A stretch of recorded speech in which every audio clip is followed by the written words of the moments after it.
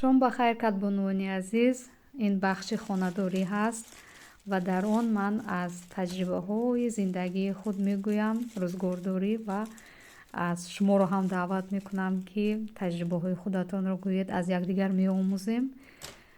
Ва мағзу мавизи идро ман одатан барвақттар мехарам, барое ки мутаассифона медонед, як одати ношоӣ ҳам ҳаст, ки наздик шудани ид шавад, нархҳо дар бозор хеле баланд мешаванд. Барои ман мағзу мавиз бисёр чизҳоеро барвақттар мегирам ва мағзу мавизро дар анамин қуттиҳои як бор масраф мегирам. ғунҷоишаш 500 грамм ҳаст ва дар онҳо гирифта сахт маҳкам мекунаму дар яхдон нигоҳ медорам ва то рӯзи ид нағз меистад. Аслан то 2-3 моҳ ҳам хуб меистад.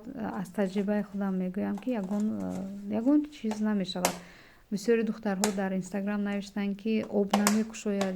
Не духтаро, ман аз амин таҷрибаам мегӯям, ки нағз меистад ва дар рӯзе ки зарур мешавад бароварда истифода мекунам. он миқдоре ки барои рӯзгори ҳаррӯза дар кор аст, онро дар яхдон не, онро дар ҷевони хона, дар ошхона мемонам ва пеш ман дар анамин қисмати яхдон мемонам.